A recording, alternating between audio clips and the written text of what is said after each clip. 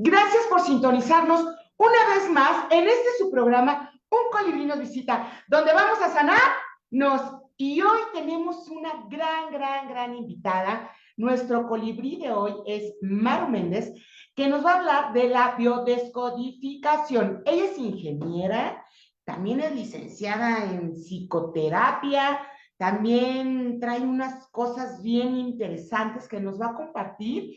Y bueno, pues se las presento. Ella es Maru Méndez. Bienvenida, Maru, a tu programa. Moni y Colibrís, gracias por la oportunidad de estar hoy aquí y hablar de algo que nos interesa a todos. ¿Qué más puedo hacer frente al desafío de la enfermedad o la adversidad? Gracias mil a cada uno por estar aquí. Gracias, Maru. Pues platícanos. Bueno, les voy a compartir algo que tuvimos la oportunidad de vivir hace poco, Maru y yo.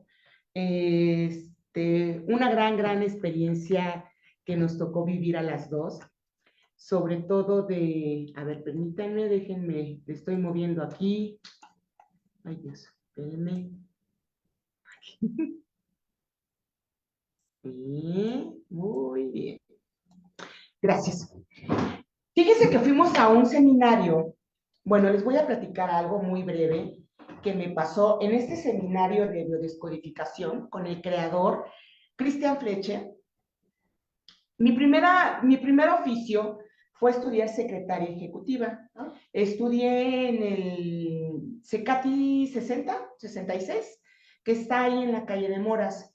Obviamente, pues tú vas, estudias, aprendes, es una escuela donde tú aprendes oficios, y bueno, el primer oficio o la primera carrera técnica que aprendí ahí fue secretaria ejecutiva, lo cual me siento muy orgullosa y se los comparto porque pues a los 17 años, lo que yo hice, pues vivía ya sola a esa edad. Yo dije, no me puedo morir de hambre, tengo que aprender a hacer algo para poder sobrevivir en la vida, ¿no? A mi corta edad, yo ya tenía esa convicción de la vida, ¿no? Voy a dar al CECATI y pues estudio, termino mi profesión y pasan los años y ahora que regreso y veo de este seminario que iba a ver, yo decía, ay, como que me suena la zona, ¿no? Me suena. Y cuando llego, o sea, me quedo impactada porque pues la escuela está completamente, o sea, sigue como la misma construcción, pero ya tiene rejita, antes no tenía rejita, y entonces la veo y digo, no lo puedo creer, o sea, no lo puedo creer. Y ¿Regresaste a tu misma escuela? exacto.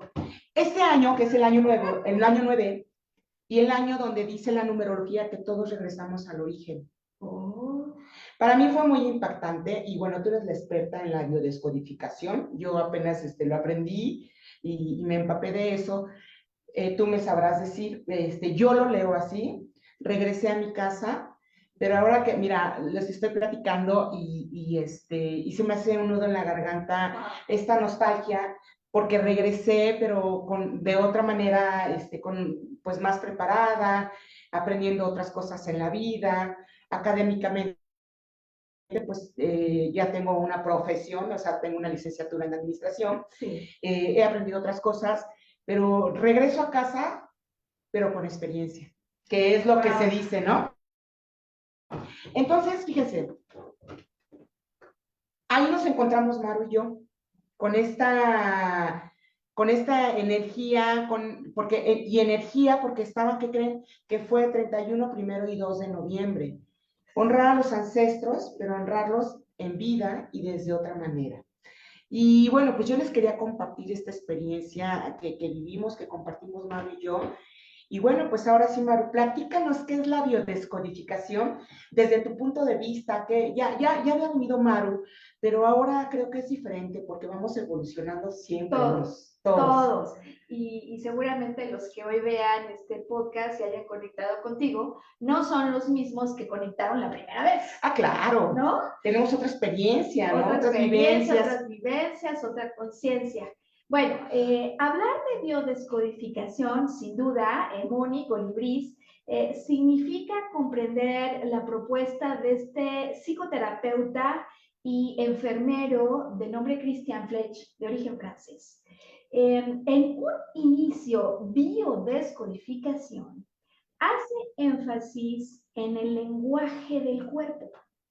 ¿Cómo que en el lenguaje del cuerpo? Sí, cuéntanos eso. Detrás de una enfermedad, de un síntoma, de una dolencia, incluso de un trastorno mental o de cualquier dificultad emocional, hay un mensaje más profundo. ¡Wow!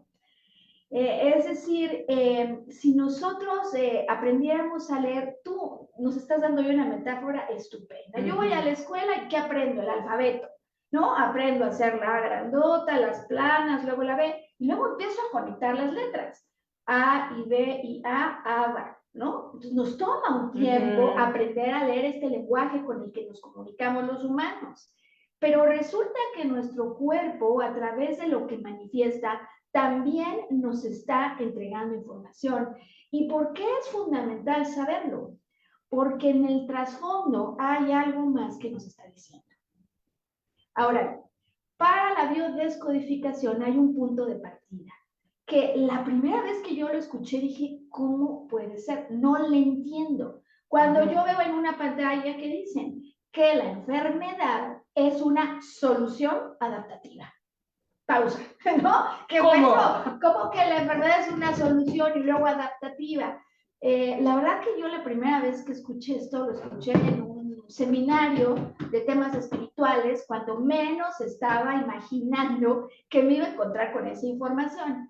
Pero para mí hubo un gancho, algo que generaba mucho interés, como posiblemente hoy les pase a las personas que nos están escuchando o viendo. Yo en aquel entonces, Moni, estaba batallando con rinitis alérgica, no alérgica, las alergias que te tienen con un Kleenex en la mano y que no sueltas ni el Kleenex ni la nariz deja de gotear. Y que se vuelve muy desesperante porque muchas veces, aún incluso con los medicamentos que pueden ayudar en el control, nada lo parece eliminar. Esa era una situación.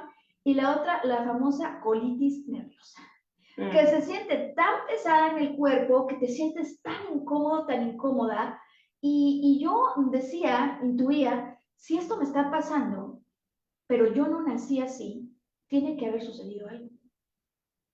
Y debo yo poder entender qué pasó y cómo más puedo contribuir. Para mí, detrás de, llámale biodescodificación, descodificación biológica, ahorita vamos a hablar de cómo esto se enlaza con lo transgeneracional. Más allá de todos estos, digamos, enfoques terapéuticos, escuelas y nombres, hay algo esencial.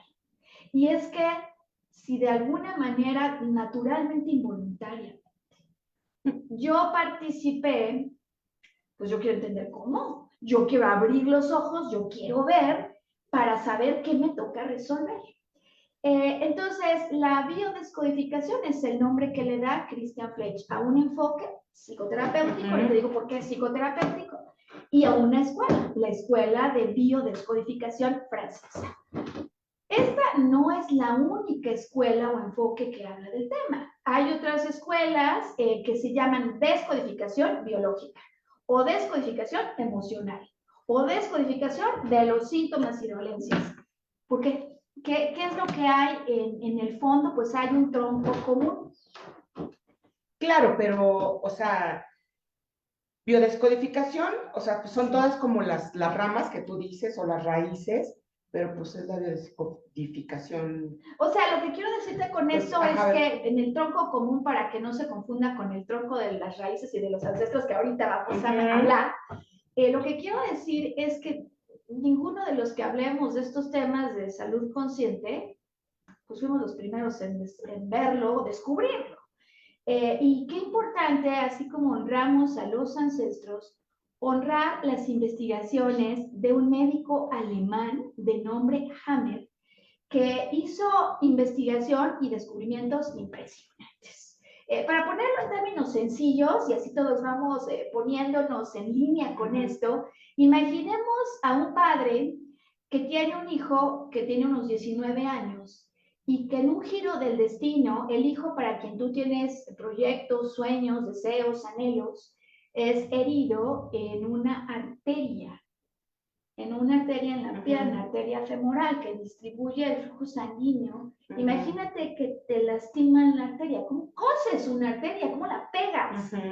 En un evento desafortunado, el hijo recibe un disparo, en cierta medida accidental, y el asunto es que el papá, que es médico, no cualquier médico, era una eminencia y sumamente respetado, no puede hacer nada 4 meses después de que recibe este disparo, su hijo muere. Para el padre es un evento fulminante. ¿Qué pasa 4 meses después? Pues pasa que al padre, al doctor Hammer, le descubren cáncer no en cualquier lugar, en testículos.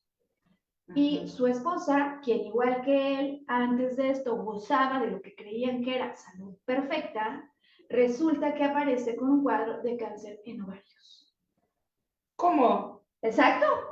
O sea, parecería una broma del destino que se acaba de perder un hijo y aparecen conflictos en órganos reproductivos. Esto que ya a todos nos dejaría con ganas de averiguar más, imagínate a un médico que ya sospechaba que cuando tú y yo nos enfermamos, el cerebro no se va de vacaciones. O sea, ¿qué decía él? El cerebro está en contacto con cada una de las células del cuerpo.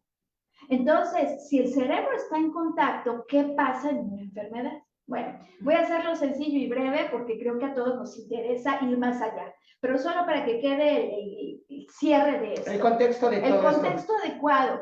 Doctor Hammer empieza primero una investigación con personas que estaban en una clínica, él era jefe, cabeza de áreas de oncología y por lo mismo tiene acceso a expedientes, a estudios y a los pacientes para irles a preguntar lo que muchos chamanes hacían hace tantos años.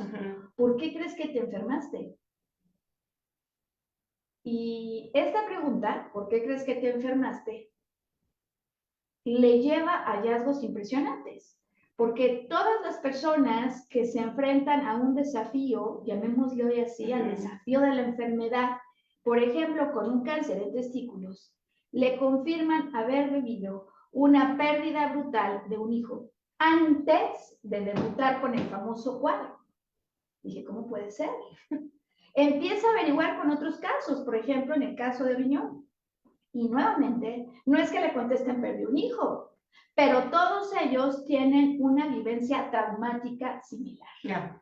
Y creo que allí ya estamos llegando a la palabra que todos en general empleamos y conocemos, porque cuando tú y yo enfermamos, antes de hacerlo, apareció el estrés, el trauma en primera plana. Por cierto, el trauma y compañeros, porque no aparece solo el estrés, sino muchas veces también otras emociones. Y entonces aquí ya vamos entendiendo por dónde va esto. Hay que saber, honrar esta herencia que nos deja y que seguramente los médicos interesados que estén profundizando e investiguen a conciencia y detalladamente valorarán y seguramente se llegará en algún momento más lejos, ¿no? Y nos lleva realmente lejos en el sentido de que no solo se da cuenta que esto está pasando, dice, si las personas me manifiestan haber vivido un trauma, ¿cómo opera el trauma con el cerebro y con el cuerpo? Y se da cuenta, entre otras cosas, es vastísima su investigación, que cuando tú y yo vivimos un trauma y el estrés nos dispara, nos vuela, como cuando, imagínate que entra una descarga que vuela los fusibles de tu casa, pues ese estrés que supera lo que podemos tolerar, hay un límite, puede generar una afectación en el campo electrofisiológico del cerebro, no en cualquier lugar, sino en la zona del cerebro que conecta con el órgano que se afecta. Claro, cada órgano se relaciona con una emoción, con un sabor, y bueno, sabor me refiero a la comida, sí, dependiendo si te gusta lo ácido, lo amargo, lo dulce, lo picoso y lo salado. Sí. Cada uno se relaciona con un órgano y trae, obviamente, pues situaciones, ¿no? Si eres una persona miedosa, te va a gustar lo salado y te vas a ir al riñón, pero, por ejemplo, riñón se relaciona con cerebro, con oído, con vejiga, nervio ciático, ureteros. Sí. Y entonces ahí es dependiendo, cada órgano tiene su víscera. Entonces, y él lo dijo, la vejiga no puedo marcar, o sea, no lo dijo como tal, pero no puedo marcar mi territorio. Sin duda. Algo así, pero era muy similar. Yo dije, claro, o sea, le entendí perfectamente, pero así se relaciona, perdón, no, el cuerpo. déjame ir allá porque me parece que lo que estás diciendo nos invita a tener una mirada abierta, en el sentido que desde diferentes aproximaciones, técnicas, métodos, enfoques, todos podemos converger en una misma interpretación. Y bueno, Haber continúa con su investigación, descubre muchas cosas, digo que es interesantísimo.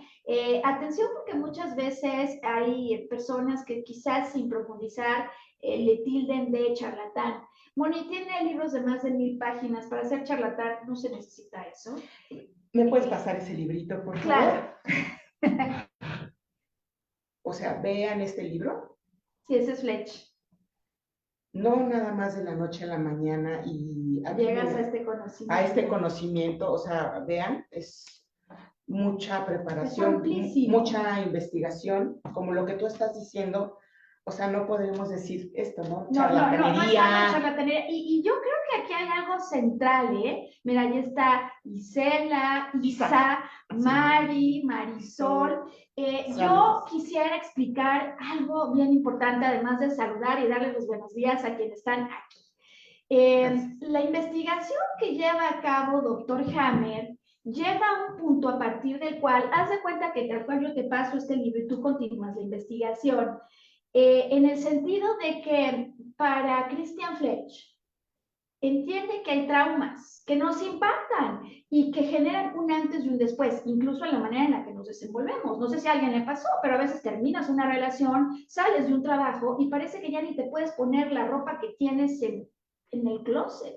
Claro, es como, para mi trabajo me ponía justo las zapatillas, la ropa de vestir, el perfume, pero como ya no trabajas ahí y ya te dedicas a otras cosas, sí, lo dejas en el closet guardado, ¿no? Que claramente hay cosas que ya no vienen al caso, pero ¿por qué guardamos actitudes, formas de ser? ¿Por qué cambia? Sino porque hay un trauma que nos ha marcado. Y yo quisiera recordar que trauma es herida. La herida que permanece abierta y que por lo mismo te puede tener distraído tratando de solucionar lo que en el pasado no se arregló. Bueno, para Christian Fletch, al entender esta información de manos de Hammer, la pregunta que se plantea es muy profunda y dice, ¿por qué? Porque unos viven un trauma y otros no. ¿Por qué unos se enferman, otros no? Y para él tiene que haber algo más. Christian Fletch está influido por filosofías orientales, espirituales, que nos proponen que no somos víctimas de las circunstancias por las que estamos atravesando, sino que de alguna manera hay algo ahí que estamos investigando. Entonces, Christian Fletch propone la pregunta, ¿de dónde viene esto? ¿De dónde más? Es decir, no solo es que quizás antes de un conflicto, por ejemplo, hablemos de pulmones, para empezar a poner ejemplos, ¿no? Donde quizás la persona que atraviesa por ello siente que no puede acabar de respirar el aire, lo que le da libertad. No solo es el aire en el sentido literal, que claro que puede ser, sino también en el sentido metafórico. No puedo respirar mi aire, que suelen ser conflictos que van a dar a los pulmones. Él dice, ¿por qué le está pasando esto en este momento? ¿No será que hay otra raíz? Y aquí es donde se va a empezar a encajar la biodescodificación, entender el código, algunos le llaman biológico, otros le llaman emocional. ¿Qué quiere decir? ¿Qué me está diciendo la enfermedad? ¿De qué tipo de trauma se trata lo que está aquí detrás? Empieza a viajar en el tiempo hasta poder entender de dónde viene esto. Fletch, en mi apreciación, tiene un rol en muchos sentidos. Primero, traduce cosas que a lo mejor resultarían muy difíciles en términos que todos podemos comprender. Y lo entendiste perfecto, problemas en vejiga, incluso infecciones urinarias para quienes puedan cursar con ellas. De alguna manera no pude marcar el territorio. No solo los perros lo marcan, la orina tiene un olor, la orina comunica en los lenguajes, no solo de los perros, también lobos. Es decir, hay algunos mamíferos que suelen tener esta información. Y, por ejemplo, cuidado con el perro es información que puede estar en esta orina, o este es mi territorio, y que de alguna manera evolutivamente, como todas las especies que nos encontramos en la Tierra, estamos conectados por estos momentos en los que la vida fue transformándose, ¿no? Empieza ¿dónde? En el agua, luego salen los anfibios, se vuelven reptiles, empiezan los mamíferos. Entonces, todos conservamos una memoria y por lo mismo tenemos estrategias de sobrevivencia que se fueron adaptando a lo largo del tiempo. En este sentido, entonces, cuando yo siento que no puedo marcar mi territorio porque otra vez la ex esposa de mi marido se lo lleva en Navidad con él, o porque en el trabajo se vienen y se meten con lo que yo estaba haciendo y siento que no puedo cuidar mi territorio. El trabajo se pone tu sombrero. Ándale. Con tu trabajo. Perdón, el jefe se pone tu sombrero. Podría ser con tu trabajo, ¿no? Y entonces él va y pues yo soy el que lo hizo, yo los aplausos, y tú qué dices, claro, es mi trabajo. Shock, ¿no? Ahora, hay a quienes se les no hay un reconocimiento. Anda, el reconocimiento que normalmente se va a manifestar en la zona más baja del cuerpo. Permíteme poner esta expresión que todos van a entender y nos puede hacer reír. Mover el culo, ¿no? Dice la canción, mover el culo. Pues, ¿dónde lo pongo? ¿Dónde me siento? Porque a veces si no me reconocen es porque estoy sentado en un lugar que no es el mío.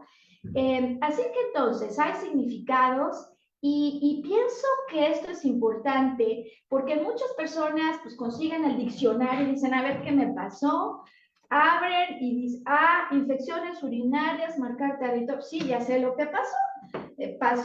Pero fíjate, o sea, sí, pero a veces es bien difícil y fácil porque sabes que tiene la respuesta, pero entender es que a mí no me puede estar pasando esto. A mí nunca me va a pasar esto, ¿no? Exactamente. Y algo bien importante, Maru, mucho tiempo estuvimos trabajando y ella de repente empezó a volar y empezó a buscar y empezó a profundizar y la verdad, me quito el sombrero y me pongo de pie, Maru, porque eres una gran paciente que aprendió y quiso profundizar y entender muchas veces cuando uno quiere trabajar.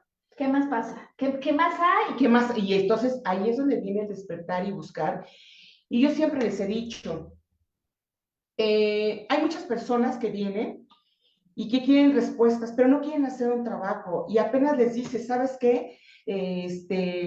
Tienes que quitarle el celular, tienes que ponerle alto en esto, no esto, sí esto, no, y entonces la gente ya no regresa porque se espantan, entonces se enojan, y les dan crisis, y entonces así no es, sí tienes que enfrentar, si tú ya no quieres, yo te apuesto que tú ya no estás viviendo lo que vivías antes, porque entraste en un proceso de evolución y de crecimiento, ¿no? Y así, o sea, nunca se acaba, porque siempre va, es como una cebolla, ¿no? Una cebolla de las moradas que tiene las capas más delgadas. Bueno, ya sanaste esto, ahora con qué vamos. Y dices, puta, ¿no? Esto no se acaba, ¿no? Entrar a una terapia es como la mafia. O sea, difícilmente te vas a salir. Porque quieres saber más y más, investigar más y por qué estás viviendo esto. Ok, ya sané a mis ancestros, pero veo que no resulta. Sí, porque a lo mejor necesitas ir más profundo y reconocerte a ti desde el ego, desde el dolor, desde tu herida, desde que estás encabronada, que estás enojada, que no quieres cambiar, o sea, sí quieres a salvar a todos, pero no te quieres salvar a ti. Entonces, hace rato le decía a Maru, ¿no? Ayer no llegué a una cita con mi mamá, o sea, yo llegué tarde, reconozco, me tocó mucho tráfico, llegamos tarde a su cita, no la quisieron atender porque llegó 6 minutos tarde, perdón, y le dije, mamá, ¿estás enojada? Y me dijo, no, y yo, ¿es en serio? No. Obviamente yo no estaba enojada, ¿no? O sea, pues ¿para qué pues ya le digo, pues ya llegamos tarde, vamos a comer, y al final fuimos a comer, nos la pasamos increíble, regresé aquí a dar consulta, y antes de dejarla en su casa, le digo, mira, lo más padre de esto es que nos vimos, comimos, disfrutamos bien a gusto la comida, o sea, a lo mejor era eso y no una cita médica. A lo que voy con todo esto es que siempre les digo a mis pacientes, está de moda sanarse, ve lo que te acomoda, ve lo que el temazcal, la sanación, el masaje, el psicólogo, el psiquiatra, siempre y cuando no interfieras en la voluntad de nadie más, ¿no? Sí. No afectes el libre albedrío de otras personas. Y la biodescodificación, ¿por qué no, verdad? Y entonces aquí el punto, Maru, es, ¿estás dispuesto o qué tanta gente está dispuesta a querer sanar? ¿No? Híjole, has dicho un montón de cosas que creo que son muy importantes resaltar. Quizá la primera que me toca a mí es que estos procesos nos marcan posibilidades, caminos. Desde luego vamos a ser asistidos si así queremos. La propuesta de la biodescodificación, hay diferentes escuelas, pero a mí me parece que una vez que yo entiendo cómo opera, puedo hacerla yo sin depender, como alguien diría, de los mafiosos, ¿verdad? Claro que hay cosas que puedo hacer yo mismo una vez que le he entendido, porque estoy empezando a tener una interacción más íntima con mi cuerpo y lo que me está sucediendo. Ahora, nos decías, quizás un episodio que en otro momento hubiera generado una enorme fractura, llegué tarde con mi mamá, perdimos la consulta, en esta ocasión no. Y siento que esto nos lleva al punto en el que va a aparecer algo más. Este es el punto de entrada. Para mí, este es como la brújula que marca el norte, pero nunca es el punto de finalización, porque tiene que haber algo más. ¿De dónde viene lo que me sucede? ¿Por qué a mí me afecta que una compañera en el trabajo se me venga encima y otros la paran en seco y no viven esto?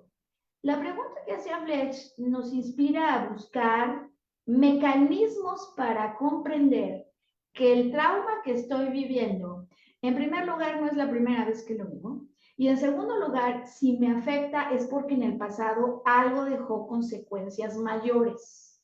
Y esto es importante porque pongamos el caso de la colitis nerviosa. Yo siento que no puedo más que aguantar lo que no quiero, lo que siento tóxico. Por ejemplo, una junta, yo siento que no la puedo soltar, yo siento que no puedo dejar de hacer estas cosas que son tóxicas. Ok, ya lo leí, ya sé que lo estoy aguantando, pero luego alguien me dice, Maru, si me vas a decir que no sé poner límites, yo ya lo sabía. Entonces, ¿por qué no puedo? Esa es la pregunta que nos va a llevar a una investigación más profunda, porque ya entendí que sentir que no puedo soltar lo tóxico me enferma, ok, pero aunque lo sé y aunque quiero cambiarlo, a veces siento que no puedo. ¿Por qué? Porque esta experiencia está ligada con otras. Atención, que pudieron ocurrir sin duda en tu vida, ¿eh? Esta no nos salvamos, o sea, lo que estamos viviendo es repeticiones y si ya pasó al cuerpo, yo ya lo he vivido varias veces. A lo mejor en algún momento yo tuve un jefe que me llamó la atención frente a mis compañeros cuando yo decía que eran muchas juntas. Me llama la atención y me dice, hey tú, no, ven acá, tú no, ven acá, si te acabo de promover, yo espero que tú me apoyes. Así que a partir de este momento, por favor, alíñate.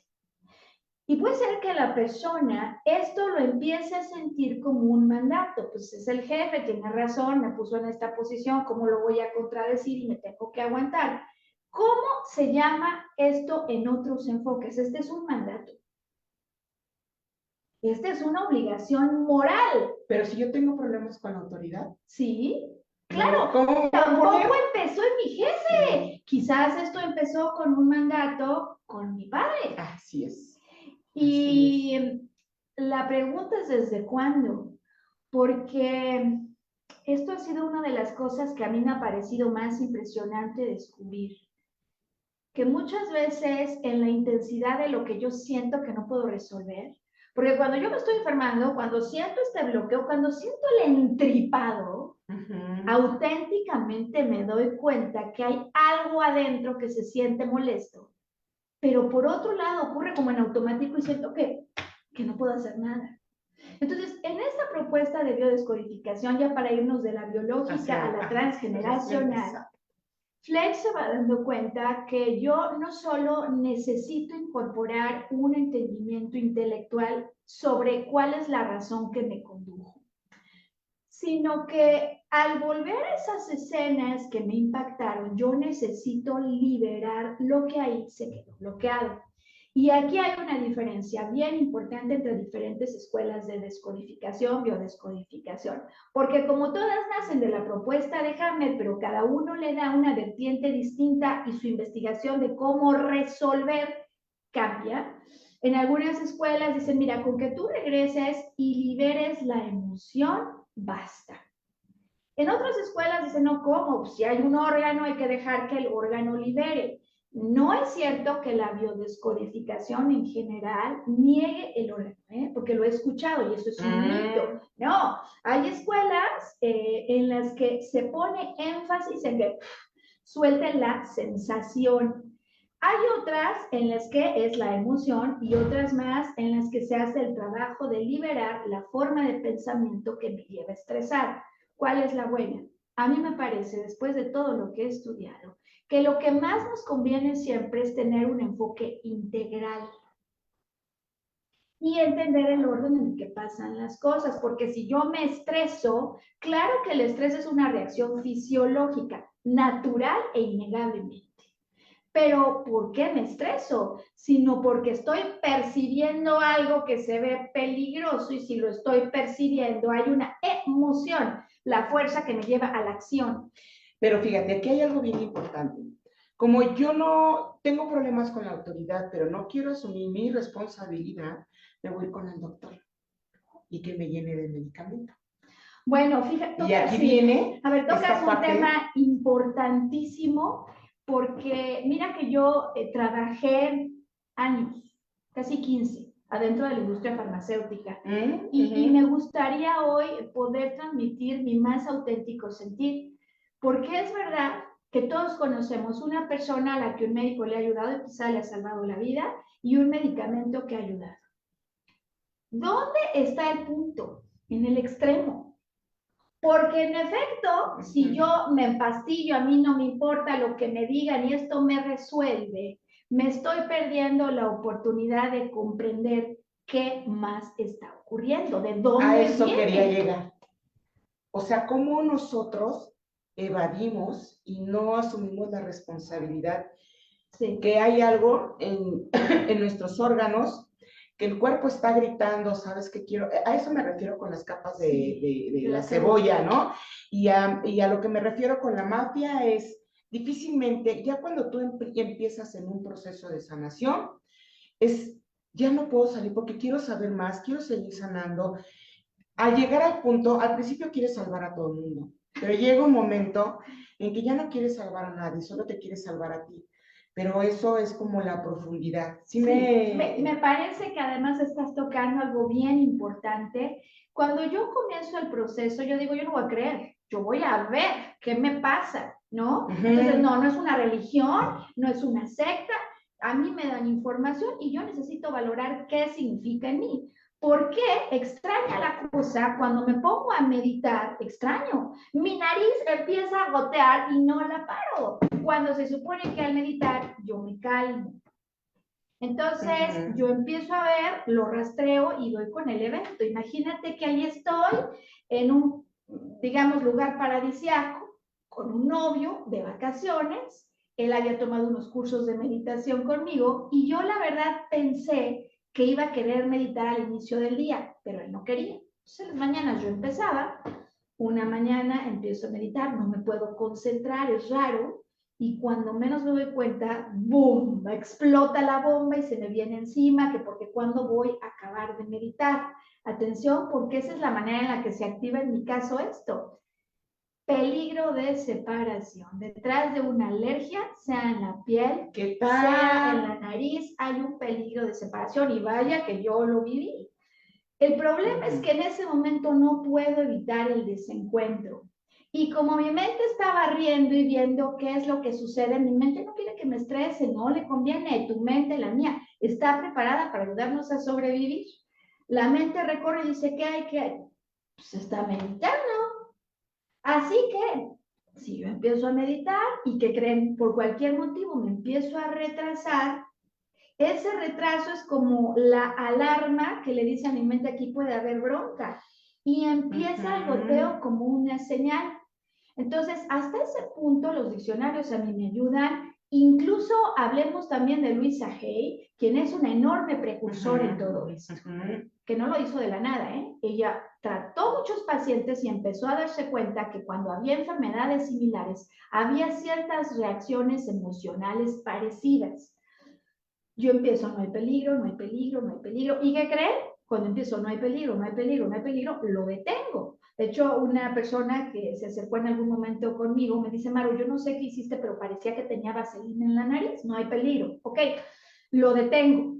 Pero cuando vuelvo a estar en la misma circunstancia, empieza a tratar de gotear de nuevo. Y yo digo, no lo he resuelto. Porque si lo hubiera resuelto, no estaría tratando de gotear. Bueno, entonces, aquí es donde voy a encaminar con otras corrientes y donde el tren que nos lleva a buscar el origen puede ir más lejos. A mí, en lo particular, me funciona, digo, este enfoque y veo que empieza a funcionar con mucho éxito en muchas personas. Sin embargo, me encuentro frente al desafío de problemas oncológicos o trastornos mentales. Por cierto, hago una aclaración, que agradezco a las personas que han venido responsablemente teniendo una depresión, por ejemplo, con un tratamiento, porque permite que estén en un nivel de estabilidad desde el cual podemos conversar. Como para ir poniendo cada cosa en su lugar. ¿Me explico? Ahora, ¿por qué no pueden resolver? Una señora que tiene un problema de cáncer de mama, puede haber varias posibilidades porque el cáncer se puede alojar en diferentes partes. Y esto es tan exacto que no es lo mismo que el cáncer esté a nivel glandular, glándula mamaria, que a nivel de los conductos que transportan la leche de la glándula hacia el. Pero mira, fíjate, las glándulas se relacionan con el hígado. Entonces el cáncer viaja. El cáncer se desarrolla probablemente en hígado, porque traes enojos, porque traes coraje, porque se acabó la voluntad, porque hay desconexión. El hígado se desconecta con el, bueno, se relaciona con el espíritu. Entonces, cuando alguna de estas situaciones te pasa, ¿a dónde viaja? Probablemente a lo que tú dices, a glándulas mamarias. Pero Fíjate se desarrolla en esta parte. Estás hablando de un mapa emocional riquísimo, vastísimo, porque en efecto detrás de muchos conflictos, digo que primero está un estrés, yo quiero resolver, pero luego como no resuelvo, ¿por qué me enojo? Porque algo no lo pude solucionar como yo quería. Entonces, claro que hay una emoción, sin duda hay un estrés, una enorme tensión emocional o una presión y la aparente imposibilidad de resolver, al menos en ese momento yo no veo cómo resolverlo. Alguien que cursa con esto puede tener un enojo contenido. Por supuesto que hay emociones que acompañan, pero sobre todo en el simbolismo, siento que no pude proteger, porque la leche no solo es nutrición, la leche también es anticuerpos, protección. Claro. No pude proteger a alguien, por ejemplo, un hijo, o creo que no tengo el derecho a entrar en contacto con alguien y estoy, por ejemplo, en el mismo techo, como la sobrina que me dejó de hablar, y puede llegar, si así lo percibo, a representarse en ese lugar. Entonces, hay muchas posibilidades para todo este enfoque. Cada que ocurre un problema, por ejemplo, en mama, por ejemplo, es en hígado, en huesos, hay una causa que lo está sustentando, hay un trauma que hay que averiguar. Y digo que cuando yo empecé a analizar estos temas, me empezaba a dar cuenta que sí pasaban las personas por un proceso interior de rectificación, pero luego ante ciertos eventos nuevamente se volvían a estresar y uno dice, ¿qué pasa? ¿Por qué eventualmente lo que yo entiendo de manera consciente no alcanza para evitar que me vuelva a estresar? Bueno, pues es que muchas veces lo que nosotros estamos viviendo se parece, es una réplica, a veces idéntica, a veces no tanto, pero igual repite, cosas que pudo haber vivido mi mamá, mi abuela, mi abuelo, mi árbol genealógico. ¿Qué tal? Platícanos de eso. Mira, yo creo que te voy a poner el ejemplo que para mí ha sido más impactante. Una mujer con problema de cáncer de mama viene a terapia y con motivo de su trabajo interior, ella cursa con quimioterapia, por cierto, que una de las personas que estuvo más cerca de Christian Fletch, Mark Frechet, psicólogo que se dedicaba a casos oncológicos, empieza a registrar quienes hacen el trabajo interior y quienes no lo hacen. Y se da cuenta cómo con el trabajo que se está haciendo, quienes lo hacen tienen más velocidad en la recuperación. Y esto para ellos es muy importante, ¿no? Honrar el lugar de cada cosa. Pues ella empieza el tratamiento y empieza a disminuir el tamaño. Inmediatamente. ¿Qué pasa cuando, sin embargo, ella se peina y se queda con cabello en el cepillo? ¡Pum! Se dispara un nivel de tensión que nuevamente supera el umbral de lo que nosotros podemos tolerar. Y esto complica el caso. De hecho, está muy documentado en más de 150 estudios que reúne la Universidad Veracruzana que hablan de cómo el estrés es un factor de riesgo, pero que también puede complicar el pronóstico de una enfermedad. Entonces, no nos conviene, pero ¿cómo lo detengo? Pues cuando viajamos en el tiempo y entendemos lo que pasa antes de su nacimiento, el hallazgo es brutal. Su mamá la espera. Imagínate que la mamá está en una boda con el papá. ¿Cuál es la mente de una boda? De fiesta, de alegría, de celebración. Y de pronto se escuchan disparos afuera. El padre se arremanga y sale disparado a la calle, pero no tiene ninguna protección. La madre se queda desesperada, no solo, digamos, tensa, sino lo que le sigue, como decimos, vibrando el miedo de no me voy a poder defender frente a esto que ocurre fuera de mí. Y cuando esto ocurre y el bebé se está gestando, esta forma de pensar que se acompaña de una emoción monumental, deja una huella que marca el desafío que esa alma viene a trascender. Fíjate cómo conecta, es impresionante, cómo conecta esto con la vivencia de es posible que frente a esto que me está ocurriendo no me pueda defender. Eso es lo que vengo a trascender. Así que, en efecto, hay muchas personas que estudian esto y digo que lo importante es enriquecer nuestra visión con tantos enfoques. Particularmente a mí me gusta mucho el trabajo de un médico argentino de nombre Herminio Castellá. Él ya no vive, pero su hijo, Gabriel, continúa su labor y me parece que hace un trabajo inmejorable en torno a explicarnos el impacto que pueden tener momentos que nos marcan, por supuesto desde la infancia, que es el trabajo de su padre, pero que pueden haber marcado a nuestros ancestros. Y digo, quiero aquí ya ir, digamos, cerrando, porque hay un punto en el que lo que la ciencia descubre empieza a converger con lo que se va encontrando. Para mí ha sido fascinante saber que estas cosas las han observado doctores en psicología, médicos, psiquiatras, y que convergen en el mismo punto, que cuando hay eventos que marcan, van pasando de generación en generación. Hay una doctora, Raquel Yehuda, que ha visto cómo, por ejemplo, en los sobrevivientes del Holocausto, hay mayor propensión a la ansiedad, porque hay un marcador químico que se queda, que no altera el código genético, pero que se queda allí. Y lo más importante, creo, las enfermedades genéticas o estos traumas que se viven en otros tiempos van pasando, es parte de nuestra información. Pero eventualmente en una familia a alguien le pasa y a otro no. ¿Por qué? Pues traemos la misma información. Claro, alguien dirá, pues no necesariamente la misma, porque tus papás no son los mismos cuando te tienen a ti que tienen a otros, sin duda. Pero la información de los ancestros viene igual. Siempre que nosotros atravesamos por una situación que se parece a lo que vivió un ancestro, es como si pisáramos la mina que nos conecta al ancestro, a la memoria que está allí guardada. Y la memoria no solo es la reacción, sino una manera de solucionar que muchas veces nos vuelve a meter en aprietos. Finalmente, yo lo que me he dado cuenta es que detrás de estos traumas, desde luego puede haber conexiones que como una corriente inconsciente nos jalan, por lo que es esencial poder vincular el trabajo de entendimiento con el trabajo de ancestros, sobre todo en enfermedades como lo serían, digo, las oncológicas, los trastornos mentales, o incluso los conflictos emocionales que digo, llevo atorada años en esto, ¿cómo no resuelvo? Bueno, pues estamos seguros que debe haber alguna otra explicación. Tenemos muchos mecanismos para acceder. Hay personas que les gusta mucho la propuesta de las constelaciones, hay otras que prefieren hacer un trabajo más individual.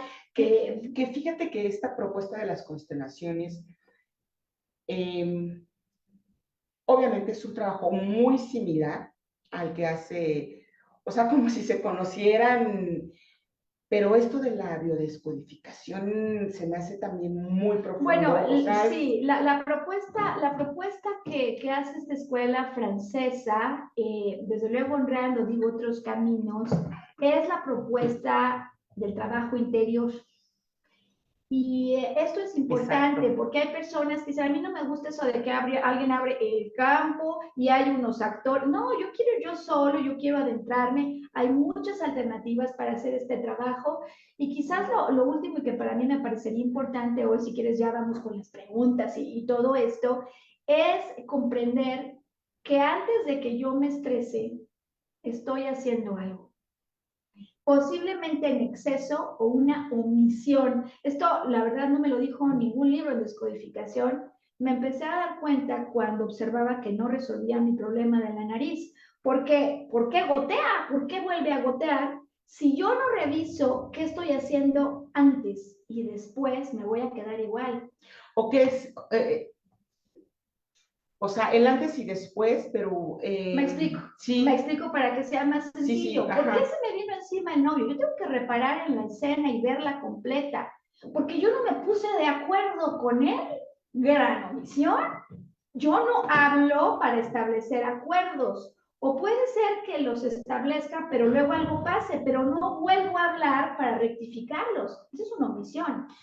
Sí, pero también creo que se te encienden, o sea, así lo leo yo, cosas o situaciones que tú le estás enseñando a él y él está respondiendo siempre a esa situación, ¿no? Entonces, como en esta parte de estar a la defensiva, ¿por qué me sigue sucediendo? Si estoy meditando, pero él dijo, y no, yo dije, y no nos pusimos de acuerdo, y entonces él quiere a esta hora, pero sí quiere que meditemos, o sea, dices, aparece una colmena que parecería muy difícil de resolver, pero digo que tenemos mecanismos muy sencillos para poder identificar en qué medida yo estoy haciendo cosas en exceso, en qué medida estoy haciendo omisiones o en qué medida estoy metida en cosas que en el fondo no quiero.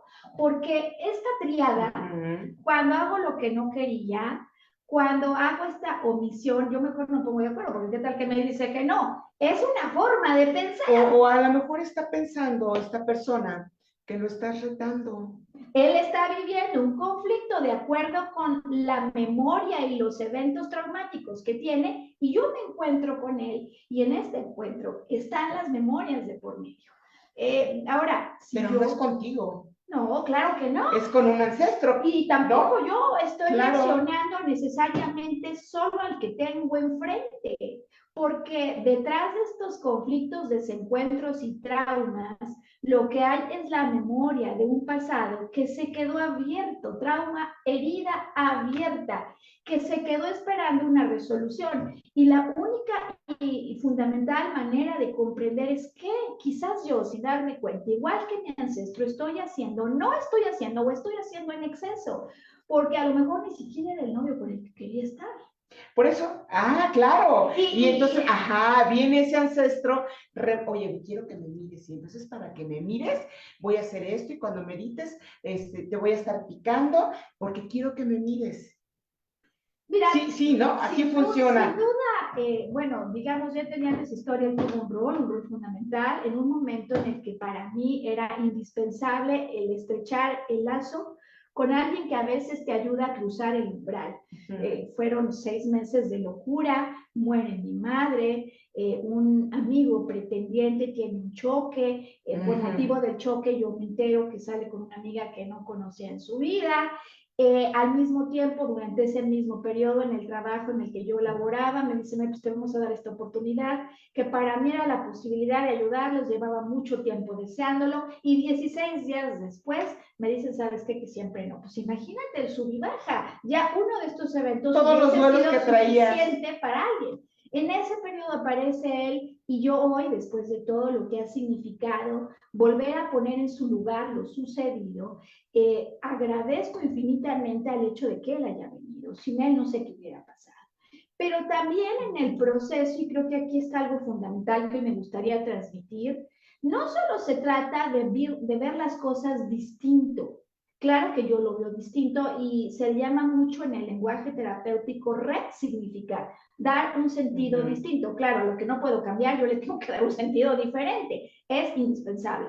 Sin embargo, detrás de cada conflicto que tú estás experimentando, digo, no importa si es emocional, si es una enfermedad, incluso si parece que es crónica, lo que es crónico es una forma de pensar y definitivamente allí hay algo más que tú puedes transformar, porque emociones, estrés, todas esas pasan, pero son consecuencia de elecciones, decisiones y formas de pensar que si las entendemos nos van a ayudar en lugar de sobreactuar o escondernos a volver a un punto medio. Y para mí, por lo tanto, ese es el punto en el que la sanación, que nos llama a un trabajo interior, se vuelve también el crecimiento espiritual que muchos deseamos. Claro, ¿cómo decirte? Hace rato estaba platicando con una prima que es ya ni me dijo qué religión es, ¿no? Y ella encontró su medicina. Sí. Y me dijo, ¿te molesta que hable de la Biblia? Le digo, mira, yo respeto mucho, tú y yo fuimos católicas desde niñas, porque así nos educaron, yo ya no practico el catolicismo, lo que practico es la meditación, diario hablo con Dios a través de mi meditación. Yo respeto mucho lo que tú haces, pero también quiero que respetes mucho lo que yo hago, porque en alguna otra ocasión, con otra de mis primas, le dije, oye, fíjate que mi tía sí me mandó un mensaje, en un día de muertos, y me contesta mi prima, esas cosas son del diablo. Le digo, ¿sabías que la palabra del diablo no existe? Es una palabra inventada por los españoles. Le digo, aunque no lo creas, yo leí la Biblia como libro, y bueno, pues lo interesante de esto es que leemos sin saber un fundamento. Entonces yo creo que pues eso que tú me dices no te lo compro. Obviamente mi prima se enojó, no supo qué decir la otra prima, porque yo le contesté de una manera educada, pero con un fundamento, porque pues antes me acostumbraba mucho como a leer y enterarme. Entonces, cuando le digo a mi prima, mira, prima, yo quiero estar en contacto contigo, me encanta, qué bueno que estás predicando ahorita donde tú estás, que estás haciendo las cosas. Su hermana, que también es testigo de Jehová, mi prima, igual, cuando nos vimos me dijo, quiero verte y no sé qué. Nunca tocamos, o sea, lo que yo hago de que la magia, que las sanaciones, que la meditación, porque para ellos, de acuerdo a su religión, puede ser mal visto. Para mí, puede ser muy bien visto. O sea, eso es el punto de cada quien, pero el respeto. Y el día que nos vimos le dije, mira, yo respeto mucho tu religión, pero vamos a acordarnos, vamos a platicar qué has hecho, y las cosas desde el respeto se dieron de una manera y se han dado de una manera diferente. Esta parte ella está conectada a lo que voy, desde su creencia a su deidad, a sus costumbres, a su religión, con su espíritu, porque eso la conecta. Con la Biblia, con ir a la iglesia, con agarrarse todos de la mano, con orar, con lo que sea, a ellos los conecta con su espíritu. Y está bien. Exactamente. A mí me conecta con mi espíritu platicar contigo de biodescodificación, de ir a seminarios, de ir a un temazcal, de meditar en las mañanas. Siempre les he dicho, es bien importante respetar la religión o la deidad a la que creamos, siempre y cuando, y se los vuelvo a decir como se los dije hace rato, no interfiriendo el libre albedrío de las demás personas. Es es muy, ahorita que estamos en este proceso de cambio de conciencia, pues vayan a lo que les pueda nutrir su corazón, su alma, su espíritu. Como bien nos dice Maru, ¿no? Ella vivió duelos, situaciones. ¿Y qué hiciste? Te fuiste a lo más profundo para saber qué te estaban detonando ciertas situaciones. ¿Cómo salir de este barco que sientes que se está hundiendo y cómo salir a flote? Pues Mira, yo creo que es importante, muy importante rumbo a la finalización lo que estás recalcando, porque decíamos, esto no es una secta, no es una religión, y aquí no hay nada que creer. Aquí tus experiencias son las que te permiten crear un puente entre lo que tú observabas antes y una conciencia que te permita salir de allí. así Es respetable el camino que cada quien siga, terapéuticamente hablando, religioso, no se precisa ni prohíbe nada. De lo que me parece que estamos hablando en el fondo es de ese espíritu que nos conecta a todos, que nos infunde de vida y que nos habla de tres atributos que durante este proceso vamos a buscar elevar. El amor, no es que yo no me ame, ¿eh? Atención, porque cuando yo buscaba pareja, me acuerdo que alguien una vez dijo, es que tú no te amas, ay, no sabes qué dolor. No es que no me ame, es que puede haber bloqueos inconscientes que estén impidiendo mi acceso a niveles más elevados de amor, que es distinto. Estamos hablando de un proceso que me recuerda dónde nace mi poder interior y de un proceso que me conecta con el espíritu que es sabio, porque no es que repita verdades y creencias que alguien dijo, sino que a raíz de la experiencia que ha transitado, ahora sabe lo que era y lo que no era cierto, puede discernir y por lo mismo puede convertir en una mayor sabiduría todo lo que le ha ocurrido en la vida. claro, pero te has dado la oportunidad de escarbarle Bueno, y de llega seguir como adelante, adelante. escarabajo y qué más hay, y qué más hay, y qué más hay, porque además el proceso primero a mí me ha empujado a buscar, tiene que haber algo más, tiene que haber algo más, tiene que haber algo más, ok, ya liberé la emoción, no es, ok, ya liberé la sensación, no es, ok, ya trato de cambiar la idea, pero no es, ¿qué más hay? Aquí, por ejemplo, ¿no? Se me ocurre, ¿qué más hay? Pues hay que poner límites, ¿qué más hay? Hay que aprender a decir que no, ¿qué más hay? Que esto no me hace sentir cómodo, ¿qué más hay? Que ya no necesito tener como estos hábitos destructivos para mí misma o para mí mismo. Y pues es tan extenso como un proceso de sanación, que todos quieren una pareja, todos quieren dinero, todos quieren un hijo que ayer vino una paciente, ¿no? De mi pacientito de 8 o 9 años. Y me dice, es que me castigaron porque llevé el celular. Pero digo, ¿sabes? A la escuela. Digo, pues sabes que no tienes que llevar este celular. Sí, pero se lo quise regresar a mi papá y me dijo mi papá que ya no, que ya no. Y entonces lo saqué en la escuela y bla, bla, bla. Entonces están los papás aquí en consulta y le digo, oye, es que me dice el niño que así. Y la mamá se me queda viendo con unos ojos de pistola. Le digo, ustedes tienen que trabajar eso, porque tiene 9 años. ¿Tú tenías celulares ahora? A ese tiempo no. Tú tampoco. Ok. Sé que los tiempos cambian, pero tienen que trabajar mucho en equipo. Trabajar en equipo también es como pareja, tienen que justo quitar esos egos, poner límites, encontrar el amor propio entre ellos mismos, no el uno para el otro. O sea, y eso es como empezar a escarbarle, ¿no?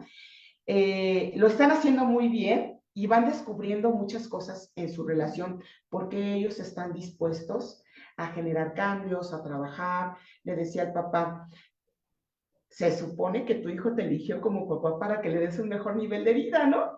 Se supone, pero pues ya también tú, ¿qué quieres echarle ganas? No, sí, ya me diste claridad, ya. Se fue como muy abierto a recibir, ¿sabes? Entonces, bueno, hay pacientes que hay que tratarlos poco a poquito, hay pacientes que ya saben que, entonces sí tienes que decir, ¿sabes qué? Así no es esto, es el otro, límites, ta. Pero también le digo a la mamá, oye, el niño dice que tú dices este comentario, ¿sí es cierto? Se empieza a decir, ay, pues sí es cierto. Digo, pues es que así no funciona, porque el niño te va a aprender a contestar, porque yo le estoy diciendo, mamá, no me faltes al respeto, ¿no? O sea, como cosas así, ¿sabes? Qué interesante lo que dices, tú que estamos ya a punto de acabar. Ya, Yo me doy segundos. cuenta cómo en familias hacemos grupos de investigación y estamos investigando los mismos temas. A veces viene una persona con un problema de depresión y 3 meses después manda al hijo que trae un cuadro depresivo. O en ocasiones viene alguien con un dolor monumental en la columna y 6 meses después se presenta la hija que también los tiene. A nivel familia estamos investigando conflictos y cuando el deber ser, la teoría, no, pues debería poner límites, debería permitirme convivir y no tener, cuando ese deber ser no se está dando, lo que tenemos que hacer es preguntarnos por qué. Porque va a haber respuestas, va a haber siempre otras posibilidades y porque va a haber cosas que ni sabíamos. Así es. Oiga, pues se nos acabó el tiempo. Estaba muy buena la platiquita, esta parte de conversar con ustedes. Muchas gracias por sintonizarnos, Colibrí. Nos vemos próximo jueves, misma hora, mismo canal, para sanarnos. Muchas gracias, Mari, por venir al programa, compartirnos la medicina. Nos vemos próximo jueves. Hasta pronto. Hasta pronto. Compartan el programa, Colibrí.